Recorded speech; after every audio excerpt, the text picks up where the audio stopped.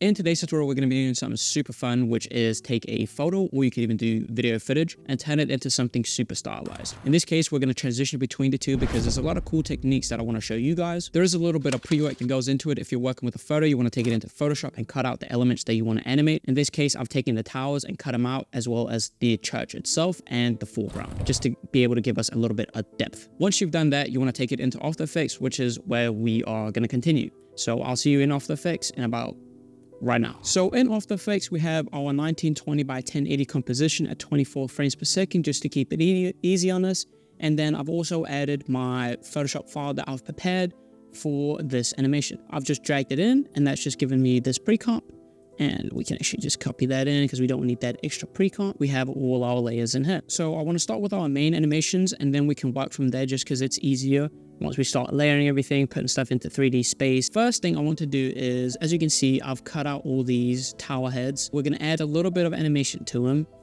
Give it a little bit of life, if you get what I'm saying. So I'm going to start off with the small tower. And the way I'm going to do this is take this, pre-comp it, and I'm going to leave it in here. I'm going to start off by adding a shape behind this to give it some depth. So I'm going to hit G to bring up my pen tool, and I'm simply going to make a little shape here that's going to give us a little bit of depth to this. Move this point up a little bit. Same with this. And I just want this to serve as my background kind of to this piece, just to give it like it's a three-dimensional look. We can always change the color of that. You can make it a super bright color. In this case, let's make it just a darker color, just so it looks like we have some depth in there. And we're going to do the same thing with the tower base. So Shift Command C for that, and just enter. Open that up. We want to do the same thing. So just hit G, bring up your pen tool, and just a little bit of a background here. Drag that below. And now we of course want these to be behind our base and kind of reverse the level. So if we take one of these and we lift it up, you can see it's got a little bit of depth to it. I want to do the same with the rest of these towers. Keep it going until you've made it all the way to the end. So far, so good. I essentially wanted to have a slight tip over, and then I wanted to jump up. That'll kind of lead some of the animation that we're going to be doing. Let's start with our little tower over here, and I want it to tilt to the left. So I'm going to hit Y, and I'm going to take my anchor point, and I'm going to center it down here so that when I rotate it, if I hide this, you can see it's going to rotate around that point. To finesse this flipping animation, what we're going to do is we're going to take the anchor point of this one, and we are going to move it down right here so it will be in its own corner. And then I'm going to take this layer and I'm going to parent it to this, and then I'm also going to take the rotation and link it to that rotation so that whenever we move this rotation, you can see it moves along with it. So that's just make it a little bit easier than if we had to do everything by hand. So it's just about being efficient in your workflow. Now we're going to do the same thing with these towers over here. Let's start with this first one over here, which is the far tower. If I take this base and hit Y and then move it over here, and then the tower point, take it and move it over this way, and then again open up the rotation for these two, link that to that, and then also that to that, so that now we have this.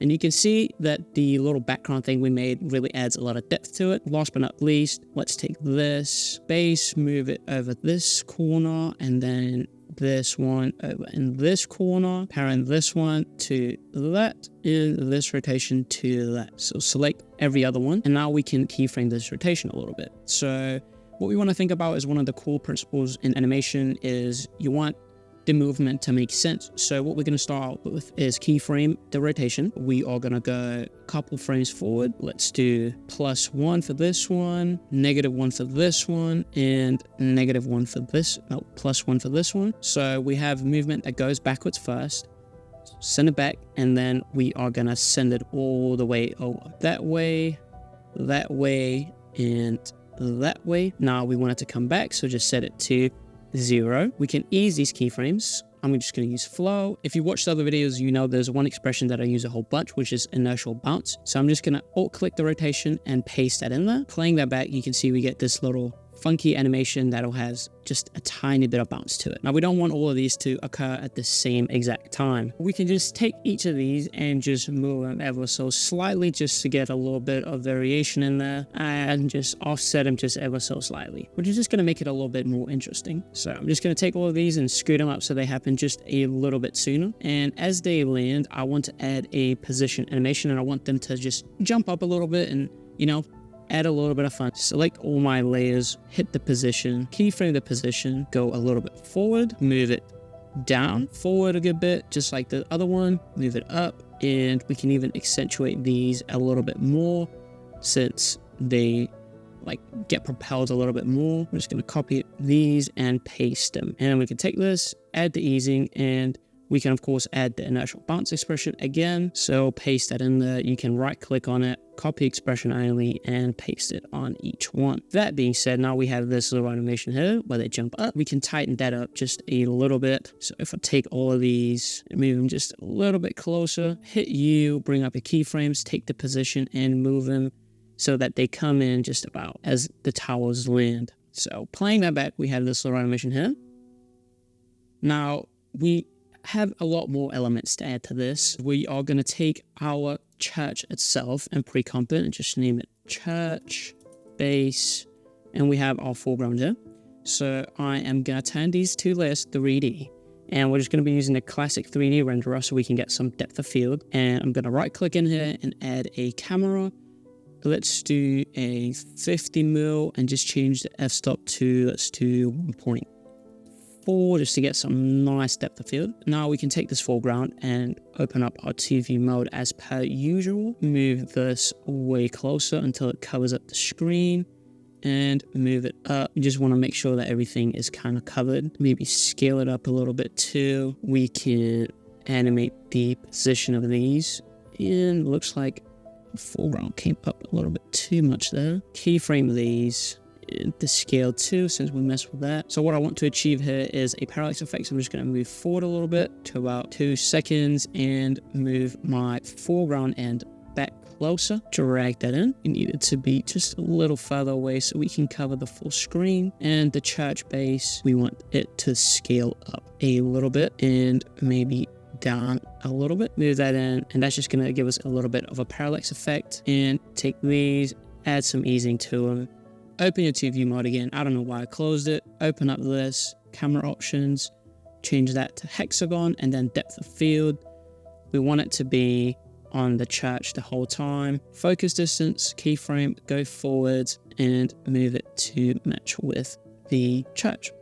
Open 1 view mode, and now I'm gonna crank the aperture on this so you get some really good depth of field here, and that's just gonna make the foreground a little bit more unintelligible. But that is kind of what we're going for. Lower this a little bit, move it to the left a little bit so we don't get none of that weird stuff. I'm going to take these 2 first keyframes, move them back just so we get a little bit of, just slowly eases into it. And I'm actually going to go into my comp here, and I want to just look at the position. I'm going to drag these out just a little bit, and then I actually want them to come in just right about here. I want it to start, and we can even open up if you wanted to. You can open that up. And if we just take these and lift them off the ground, and the same with these, you can see it'll make it just a little bit smoother in terms of how the animation flows. Because as soon as you lift it off the ground, it doesn't ever come to a full stop, which is perfect for getting smoother motion.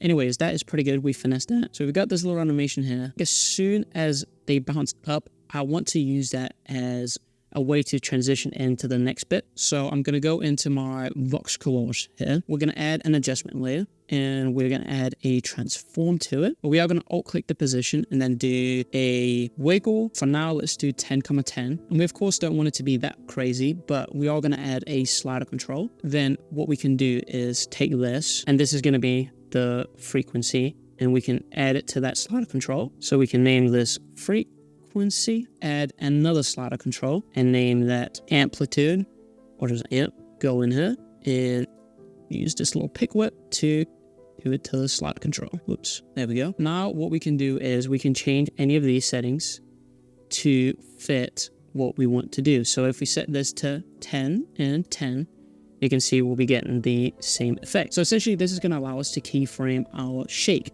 which is perfect because we want it to start at 0. As it does this jump, we want it to create a bit of an impact, which is going to help drive the transition. Keyframe and go forward a little bit to about right here, and let's do 5 5 for now. Go forward and put it back down to 0 0. Select our keyframes and go in, and let's pick a sexy speed, and that's just going to give us a little bit of shape. So we can go in and we can play with these. So let's change the amplitude a little bit. So now we're going to get something that looks very crazy. We don't need that much. So let's do maybe a 20, and let's do 2 and a frequency. So that's a pretty good shake, and that's the first bit of it. Now we can go in and play with the scale as well. So if I keyframe the scale, go in, and I want it to be like a punchy zoom kind of thing. That'll be pretty good. And then back down to 100 again. Of course, not 0. Go back, and we can even add a keyframe for the position as well. Just slide it down maybe a little bit and a little bit right. Go to the beginning and keyframe that. Add sexy speed to those as well to match the easing. And now if we play that back, we have something that looks kind of like that. We might even add a little bit more of a zoom. Maybe let's do 110. If you want, you can add a motion blur. You can either do force motion blur or vector blur. I honestly don't know what the difference is between them. I just usually use force motion blur. So I'm just going to add that.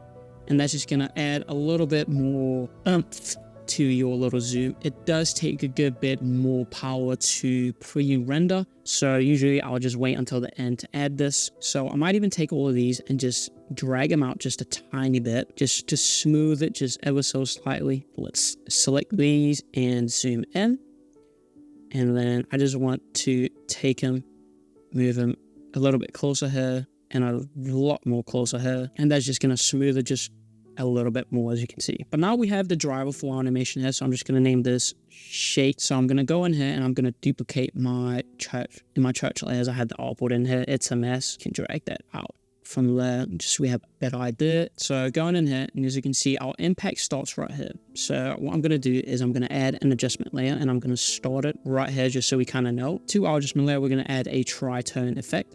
And it's going to give us a pretty decent sepia. Add a curves, and you can go in and you can play with it a little bit to get a pretty cool look here. We are also going to add some texture to this one specifically. So to this, I'm also going to add a texture, and I'm just going to enable track matte for that.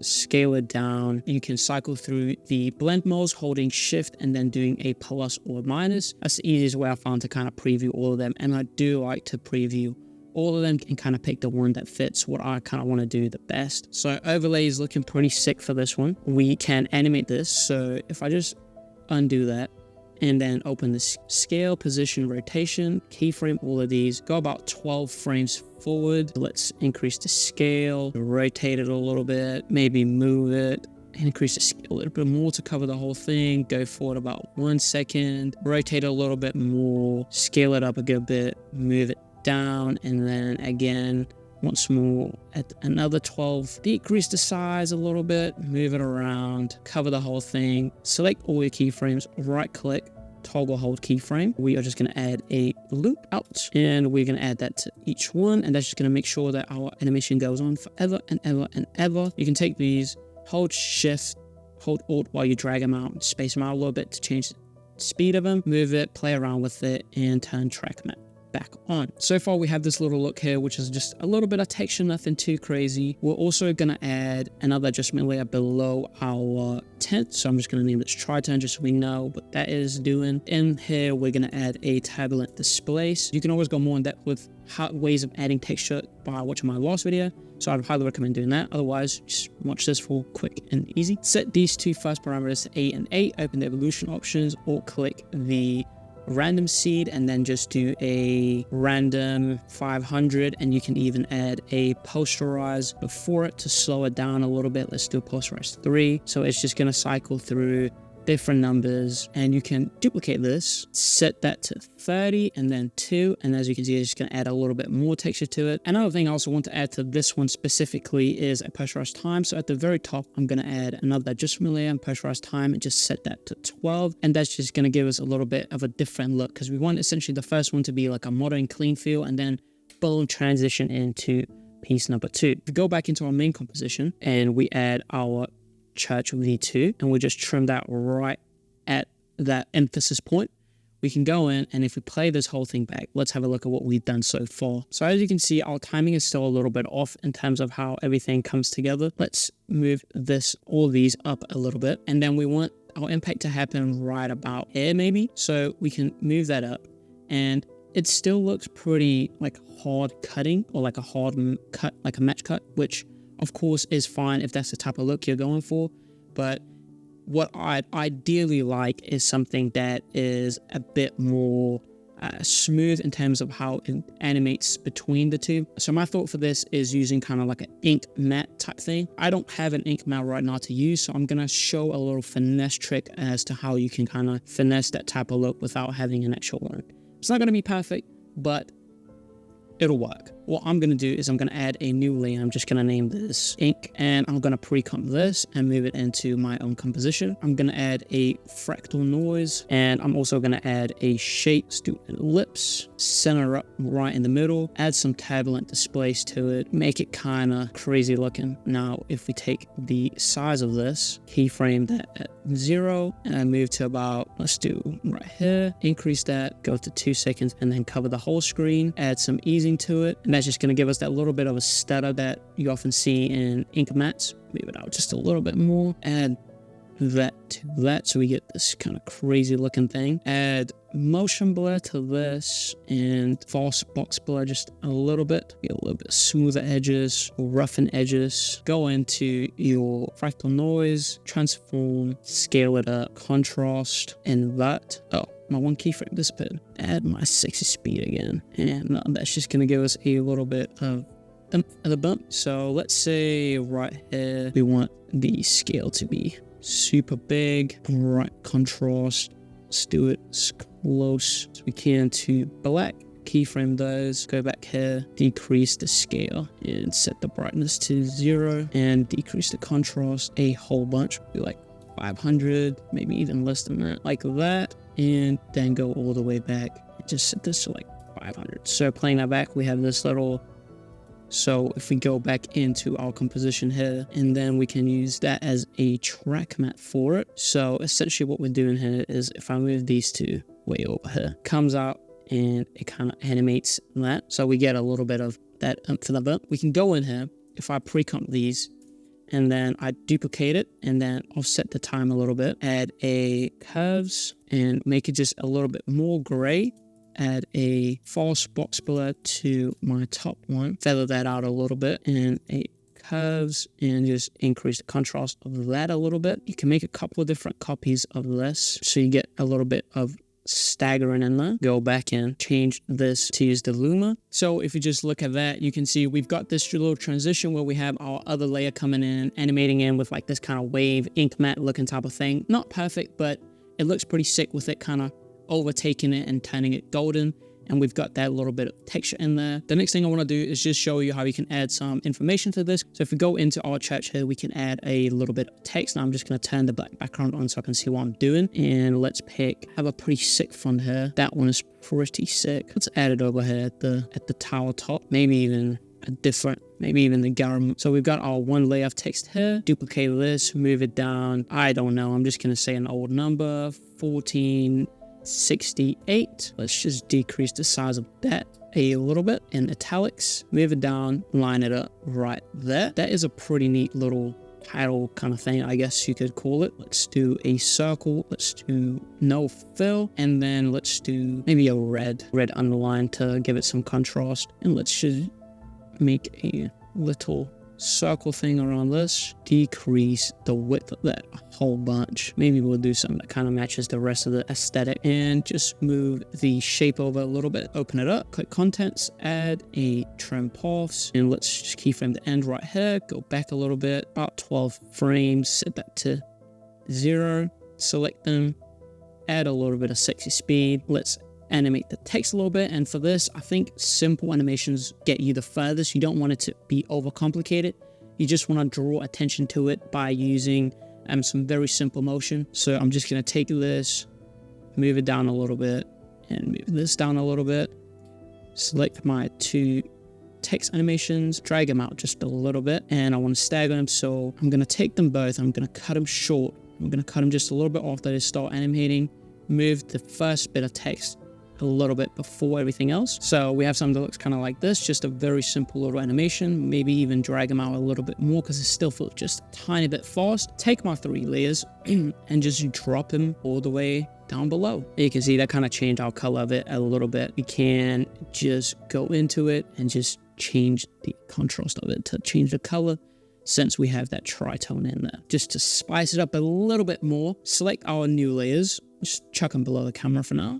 Turn them into 3D layers, open our 2-view mode, select all 3 of these. I'm just going to add a void, which is essentially a null, and I'm just going to name this text control. I'll hit the position on that because that will be a 3D layer as well. Put it further back into Z space. In our camera here, let's open up the position as well. Keyframe the position right here, set a keyframe for the focus distance, go forward to where the text is kind of animated in, go a little bit closer to our text, just a slight punch in, then change our focus distance to be on our text. We can take this keyframes right here. Actually, let's just select all of them, sexy speed, apply. As you can see, it's just a very subtle punch in, but it adds so much, especially with the depth of field. Anyways, that's pretty much all there is for this tutorial. Just something super simple and clean that you can do in After Effects natively, no additional plugins, just a little bit of thinking, layering effects, and just making some cool stuff. You know, there's not much more to it. I hope you learned something new in this video, or learned a new technique, or just